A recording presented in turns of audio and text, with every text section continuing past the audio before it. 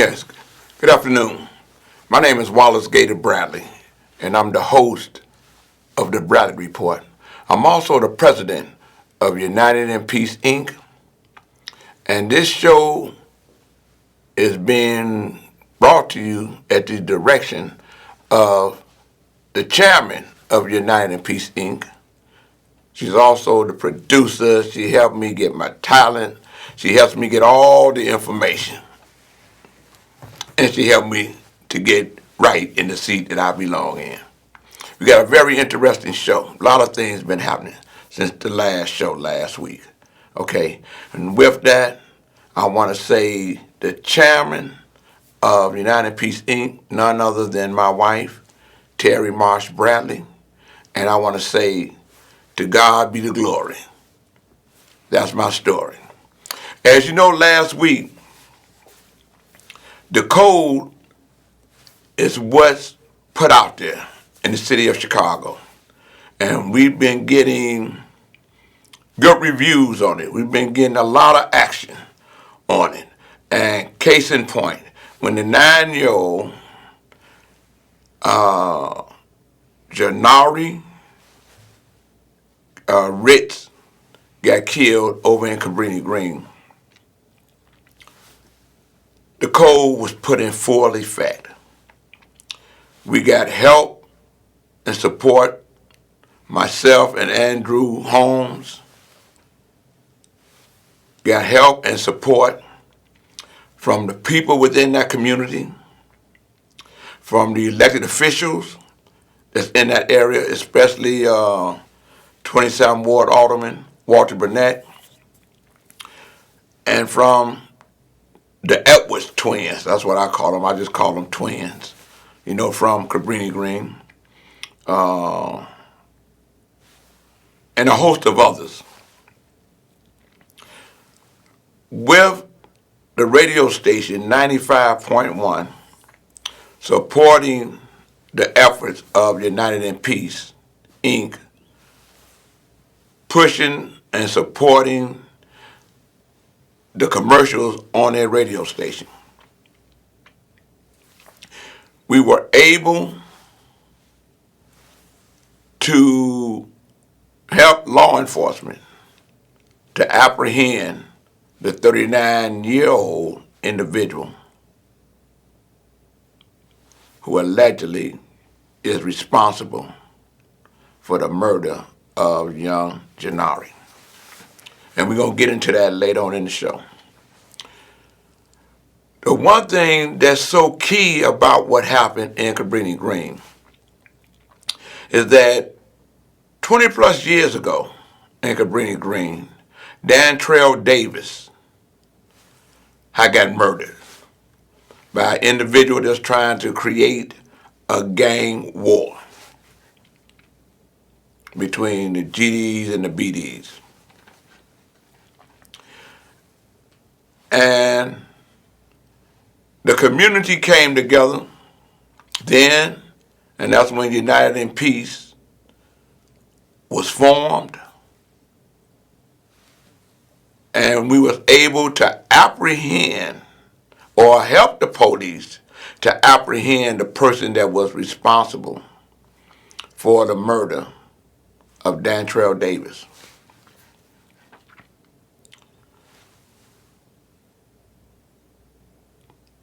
Apprehension is key because this is not a vigilante movement. And what that did is show where the community worked along with everyone, law enforcement, the preachers, the teachers, the community activists and advocates against senseless violence, especially the murder of a child, a woman, and an elder. Fast forward, it was brought to my attention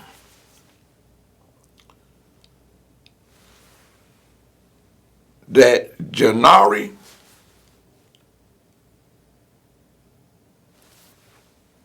died on on Dantrell Davis' birthday.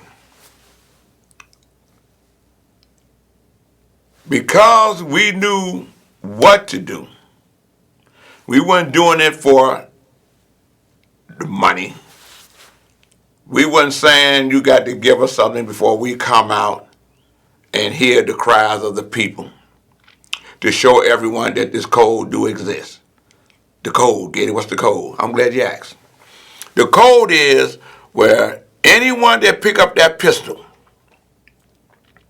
and he fires that pistol or that gun, and innocent people get shot or murdered, especially a child, a woman, and an elder, there's consequences to your actions. Here's the code right here.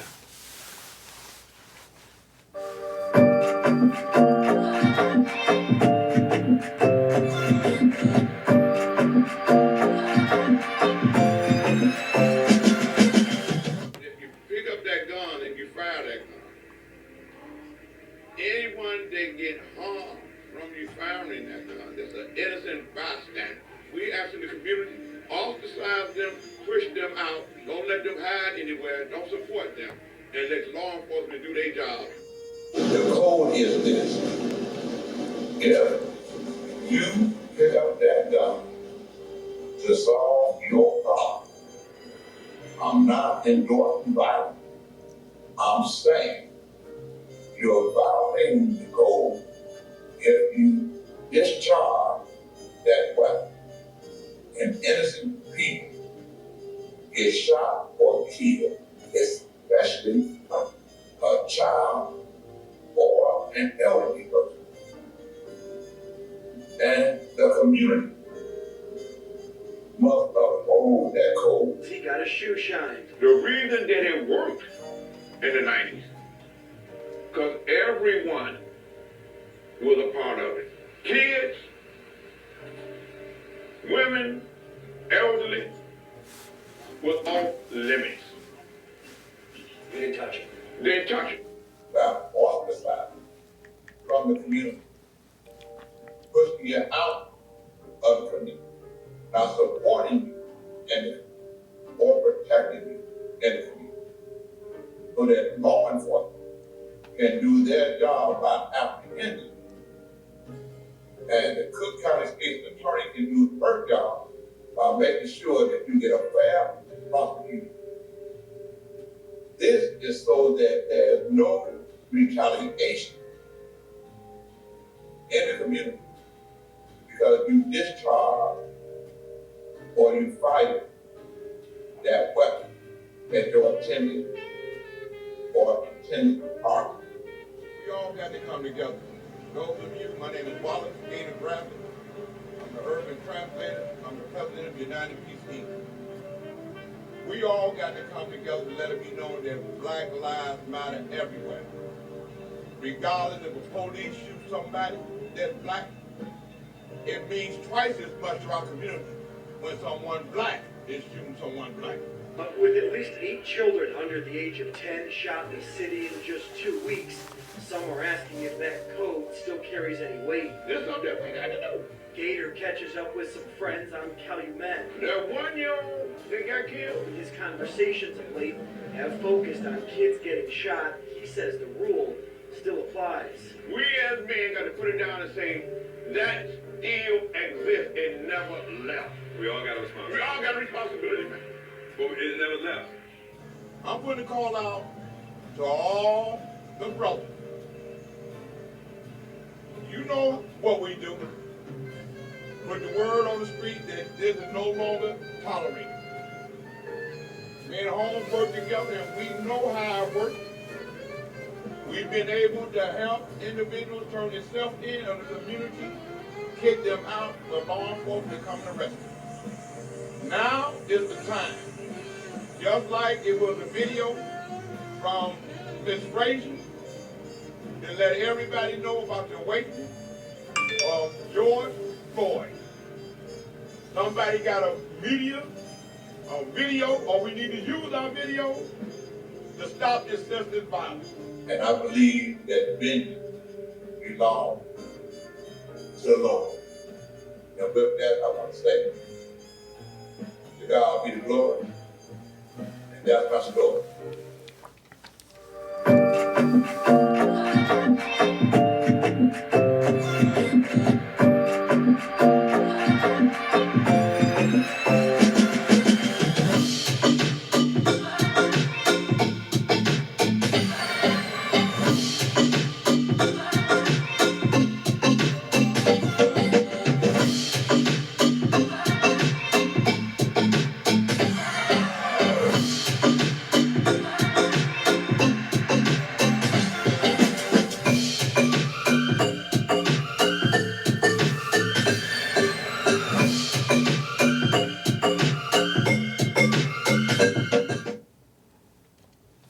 You know,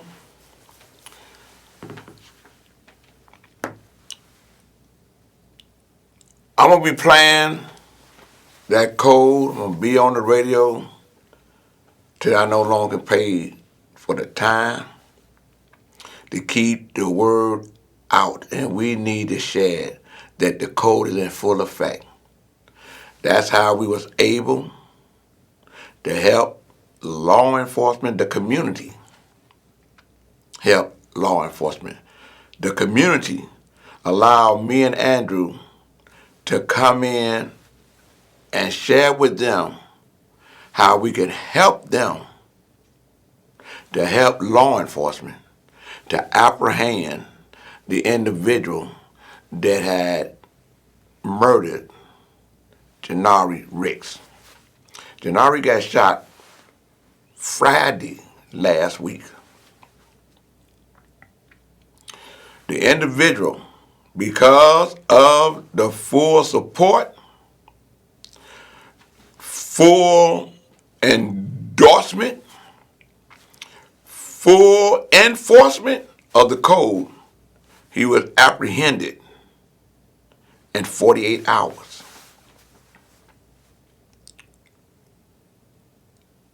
That's what we as a people can do to make an individual understand that there's consequences when you pull that weapon.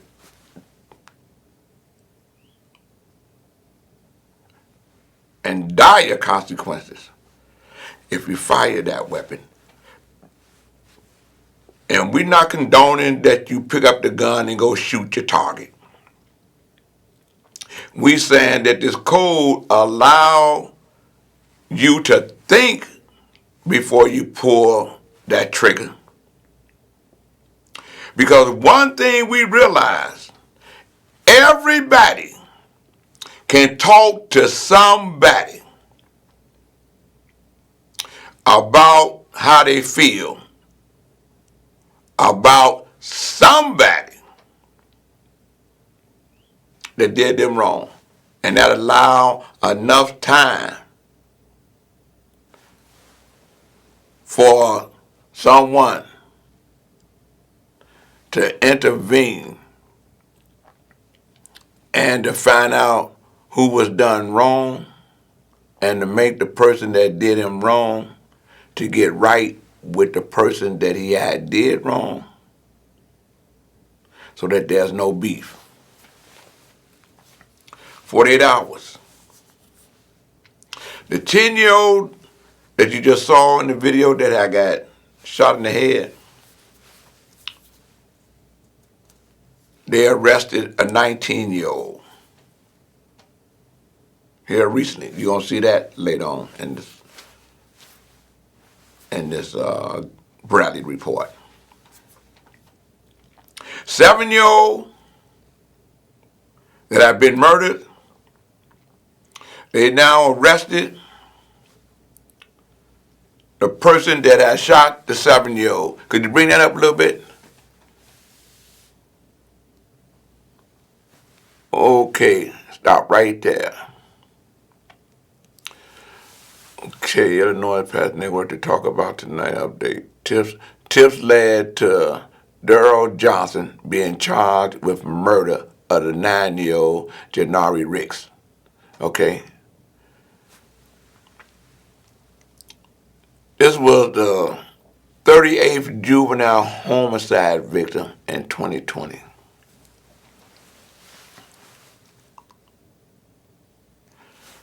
The individual that killed the 7-year-old, I believe he was 30 years old, and his name was Terrell Boyd. And he stayed in Racine, Wisconsin, but he was arrested Monday evening and has been extradited back here to Chicago. People, the code is alive in full effect, and I want to thank everyone that's doing this. Could you play this right here?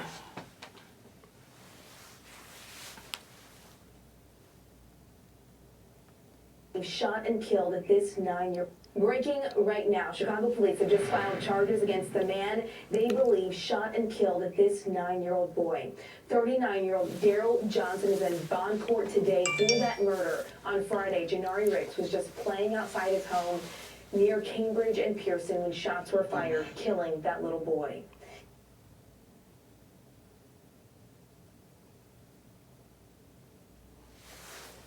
Okay.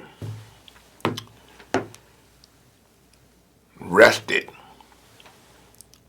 because of the support of the community and everyone adhering to the mayor's call for everyone to put all hands on deck. It works. Last week, I also spoke about how the governor and his administration, and I talked about the cannabis industry. For those that's old school like me, the reefer, and how blacks are not getting their fair share of the cannabis industry now that it's the law for individuals to be able to share it if they have a dispensary. It was already bogus when they allowed only the white men to be able to sell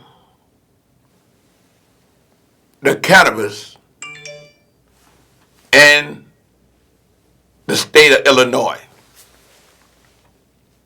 legally. The last count I heard, it has sold over $300 million. That's a lot of money. No black person has a dispensary, and they've been talking about this equity, we're going to make it right. Well, you have an industry now that's saying that it's wrong. Could you bring this up?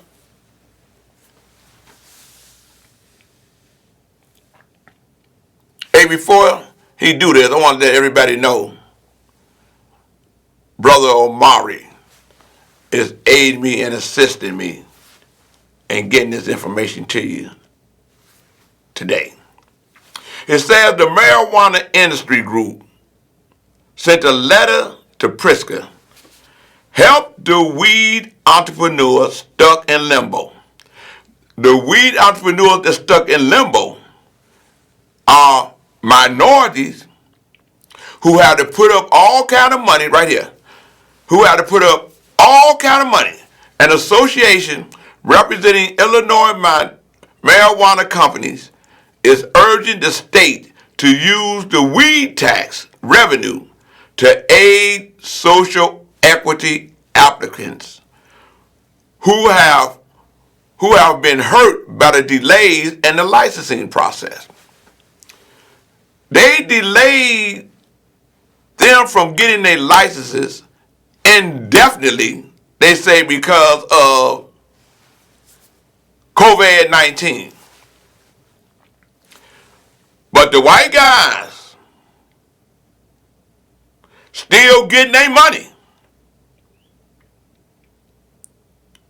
What do the COVID-19 have to do with African Americans being able to get a dispensary, a cultivation center, and get their fair share of this money? And the reason I keep harping on this,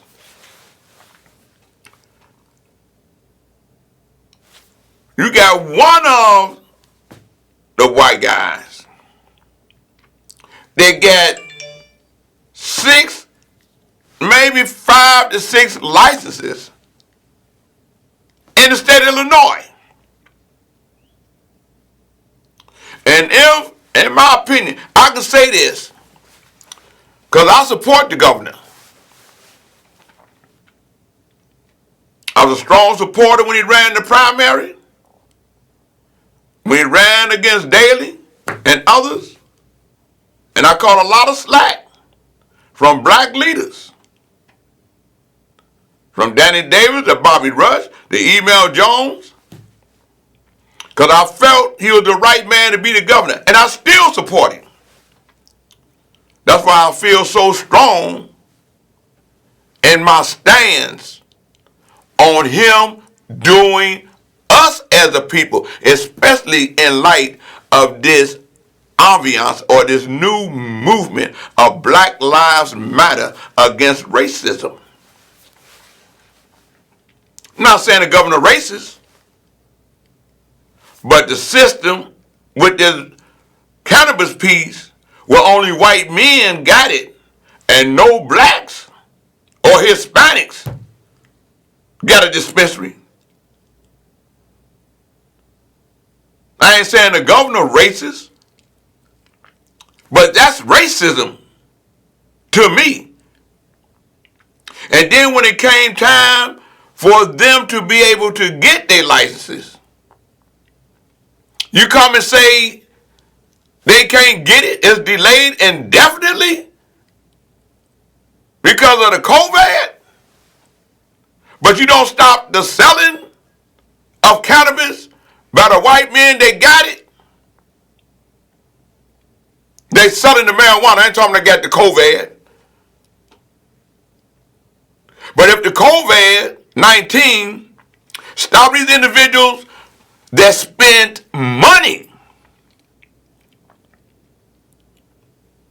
in order to prepare to get the license and can't even get the money back,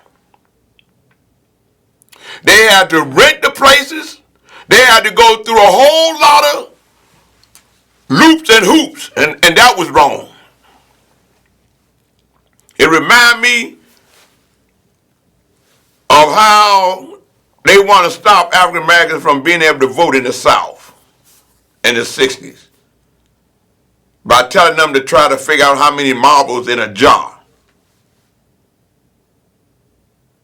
So I'm saying, don't just show up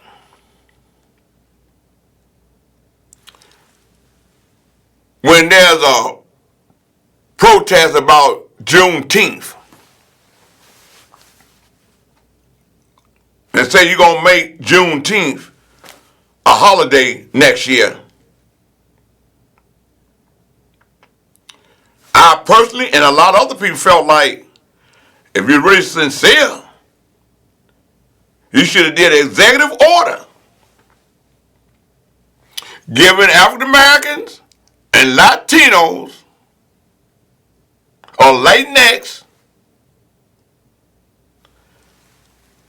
their fair share of licenses in the cannabis industry, especially when we're seeing the white guy that got a total of $300 million of reefer.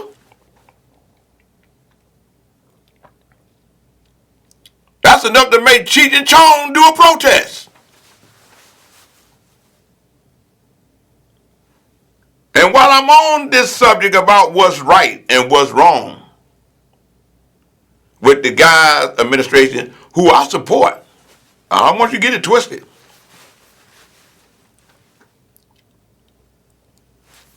There's a nursing home in Westchester that's so bogus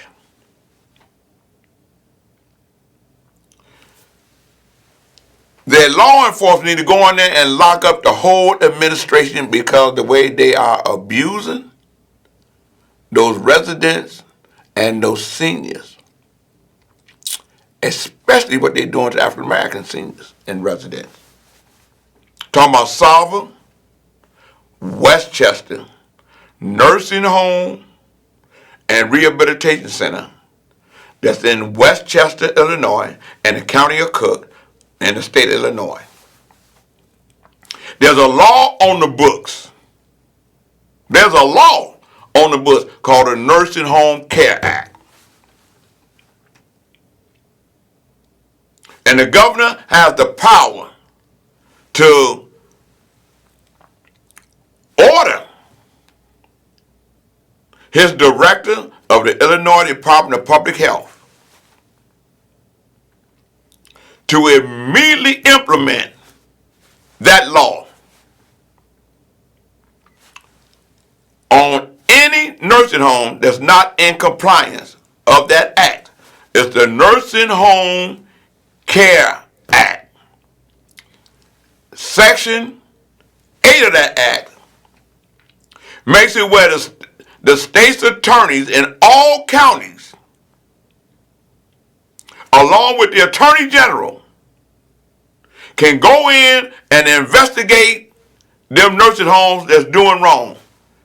Because the governor don't implement that act, all those state's attorneys in all the counties and the attorney general's hands are tied. And the nursing homes are getting away with murder, literally. When we brought that attention to Illinois Department of Health, right here, it says, Illinois Governor J.B. Pritzker's administration is replacing 2 top Illinois Department of Public Health officials in charge of the state's efforts to stop the spread of COVID-19 through the nursing homes. That's a story that was on WBEZ radio. Nursing home residents account for more than half of the deaths in Illinois tied to the coronavirus, according to state data. Now, they got data that's stating that half of the deaths in Illinois because of the coronavirus is coming from the nursing homes. And when we know that the majority of all the deaths in Illinois because of the coronavirus is African Americans, it make it where I'm just as passionate as all other African Americans about what's going on. And I know this firsthand. It says Deborah Byers, I believe that's her last name, the IDPH deputy director who headed the Office of Health Care Regulation, left last Monday and has been replaced by Daniel Levet, a longtime IDPH staff member. The department spokesman, Ms. Arnold, confirmed. The thing about this, we're going to talk specifically about a case that I know all too well because I've been doing press conferences about this since March. Lonnie Smith, 90 years old, a resident of Westchester. Her daughter,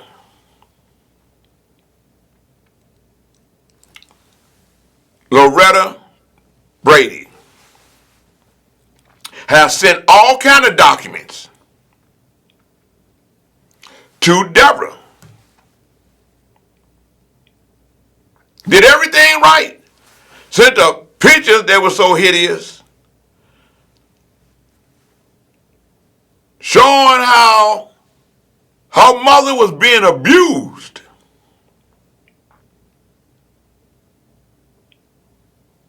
And the neglect of that nursing home has caused her to get COVID-19. People have died in that nursing home.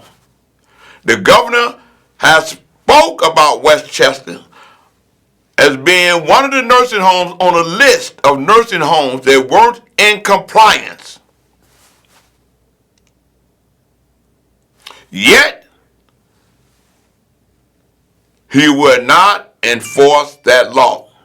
So therefore, all that responsibility becomes his. Because those nursing homes are breaking the law.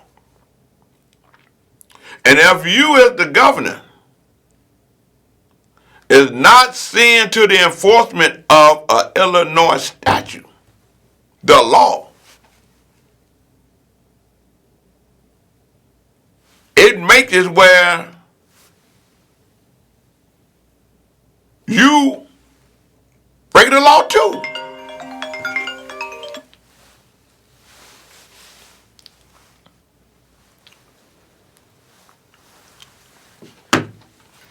If you're not enforcing it,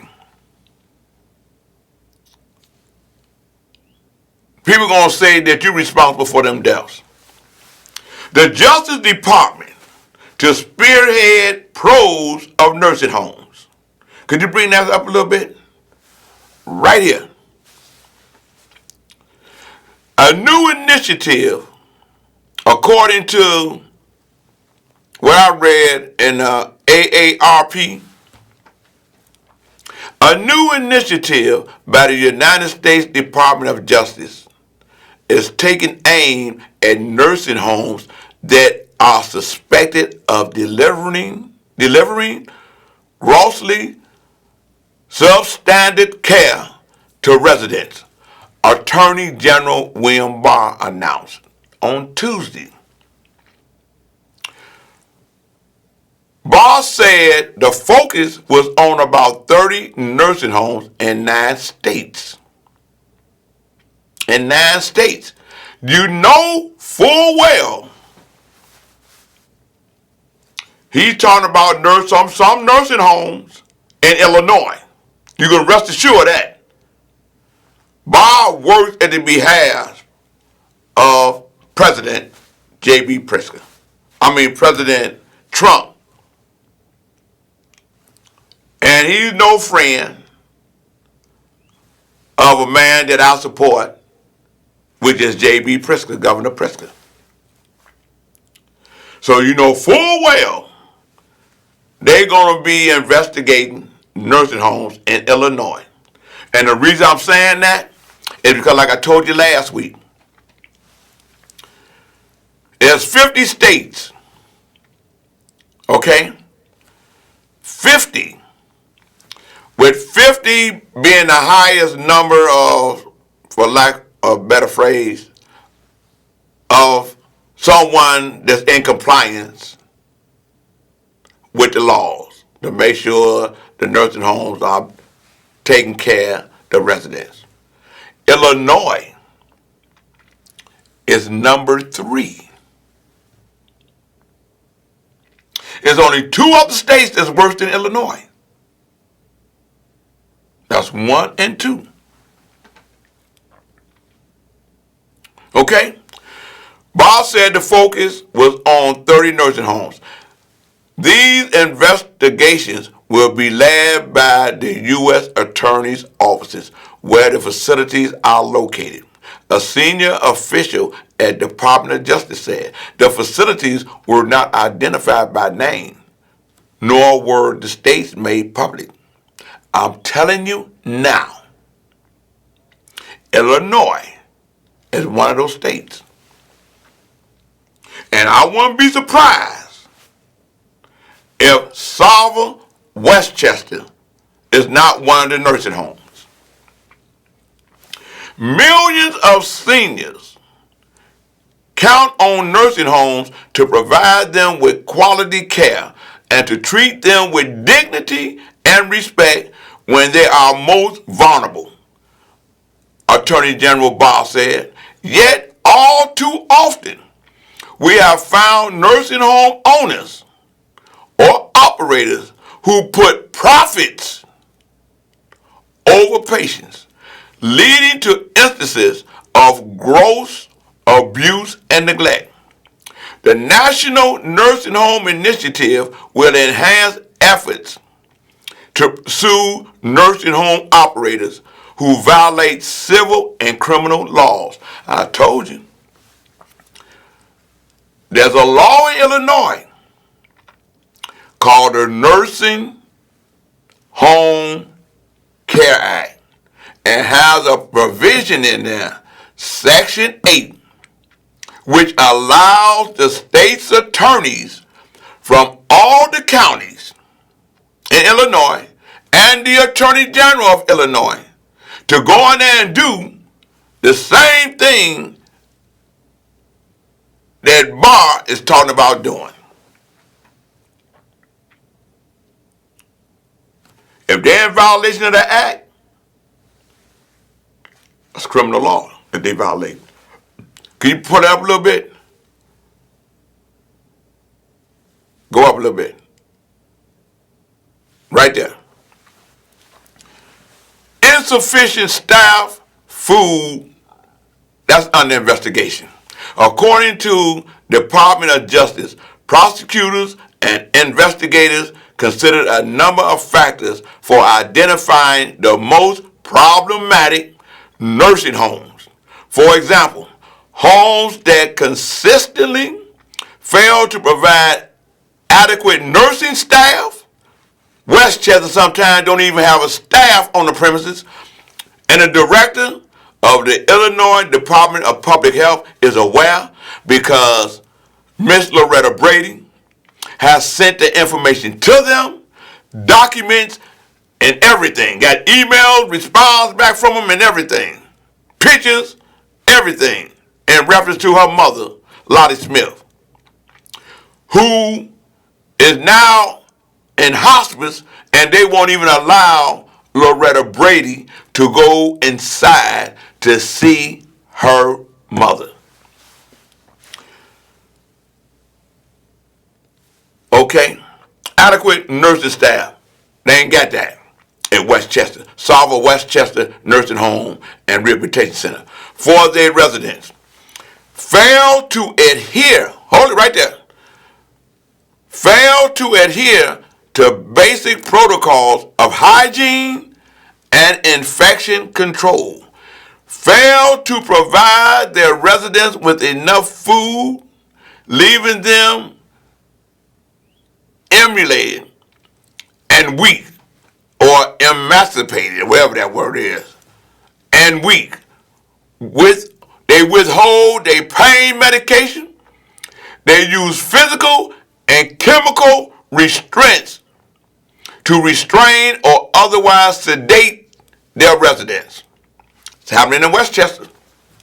Such failures cause residents to suffer in pain and to be exposed to great indignities, the department said in a news release. Care failures cause residents to develop pressure sores down to their bone. Those are some of the pictures that Loretta Brady sent to Deborah, who the governor has now fired. And if you fired her, why don't you enforce the Nursing Home Care Act? Don't just fire her and put someone else there that's going to let this continue to happen. And don't wait till Trump and them come in here and try to make it seem like you worse than him. The national initiative will bring to justice those owners and operators who have profited at the expense of their residents, and to help to ensure residents receive the care to which they are entitled. Could you take it up one more time, just one more paragraph? Right there. The Justice Department has gone after bad nursing homes in the past. In 2012, a Georgia nursing home operator was sentenced to 20 years. You hear that? Was sentenced to 20 years in the federal prison after a trial before a judge found his facilities had experienced food shortages, bordering on starvation, leaking roofs, bad housekeeping supplies, poor sanitary conditions, major staff shortages, and safety concerns. Major staff shortages. Westchester, the Illinois Department of Public Health is aware of it. DOJ has encountered nursing homes where the residents are literally being eaten away by scabies, where patients are left with bad sores, where prescribed medication is not being provided, and patients are left screaming in pain for hours on end. Salva, Westchester Nursing Home and Rehabilitation Center is in total violation. Governor,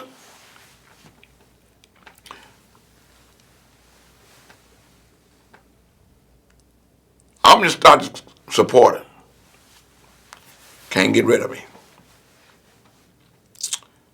Because I don't see no one else better than you at this time on the horizon. But you got an obligation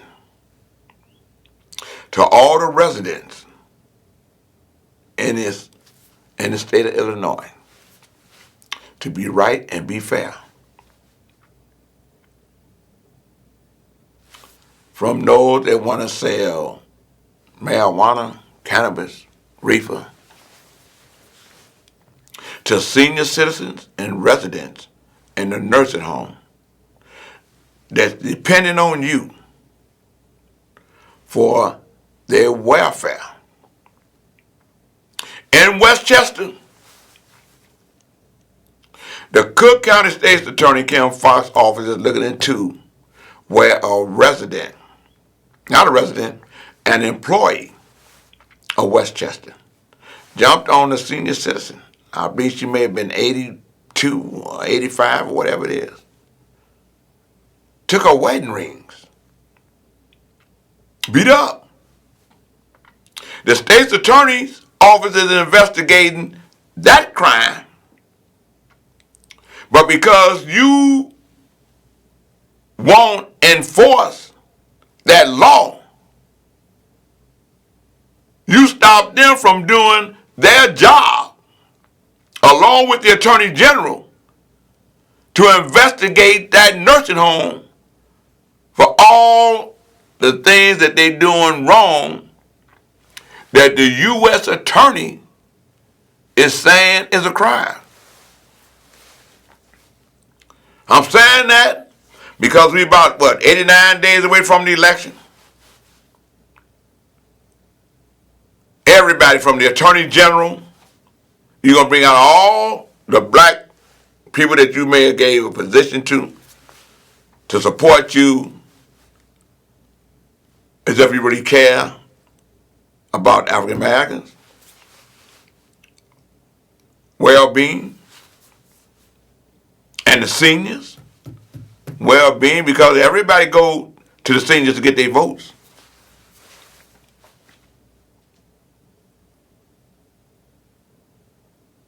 For them to elect a president, and if you're not enforcing the Nursing Home Care Act, and I'm a supporter of Biden, I don't want you to get it twisted. I'm a true blue Democrat. Straight up and down the ticket Democrat.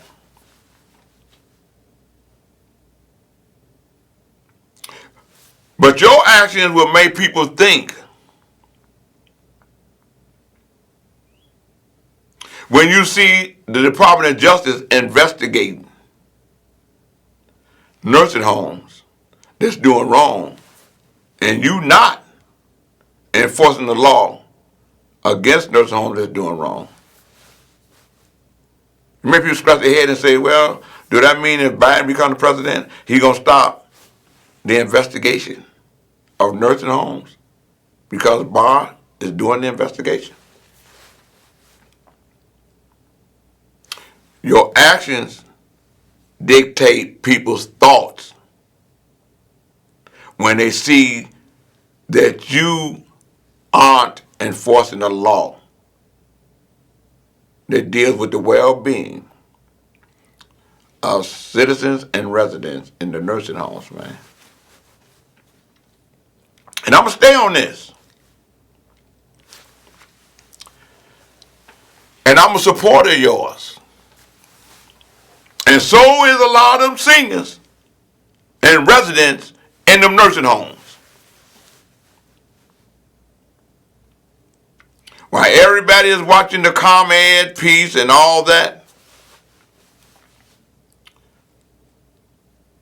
people are asking, should we look and see why the nursing homes are able to get away with what they're doing?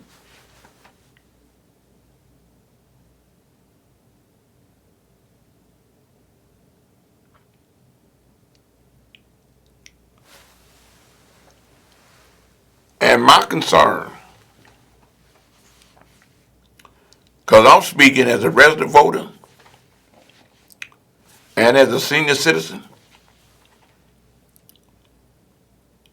they may end up in one of them nursing homes. And what I'm seeing that's happening in them nursing homes, man, all I can say, you know what's happening in nursing homes, and you thanking God that you have enough money where you don't have to depend on going to a nursing home. So I'm asking you, please enforce that law. Don't just get rid of a person that's in your administration that had the responsibility to do what's right and then do what was right and knew that wrong things was happening in them nursing homes. Because I'm not going to just leave it with Deborah.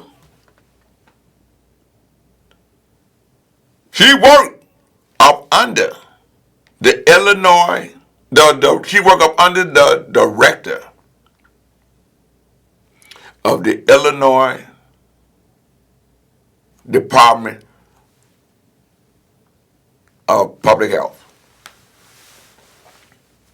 Her supervisor is a director. The director was appointed by the governor. It's at your door. I'm asking you to enforce that law before they come on in Illinois. And you know they're coming here, the Department of Justice, they're already here. You think they're just here for the gangs and drugs? They're here because they're trying to show that all the states that's up under Democratic leadership is corrupt. And with that, I want to say, stay washed up, covered up, prayed up, because this COVID-19 is no joke. And I would say, Governor, please enforce the Nursing Home Care Act, Section 8, against all the nursing homes that aren't in compliance. I want to thank all those people in the various communities that's supporting the code, enforcing the code, and have endorsed the code to help apprehend those that have shot and killed women, children, and seniors. With that, I want to say, come November 3rd, vote, don't choke. And to God be the glory. That's my story.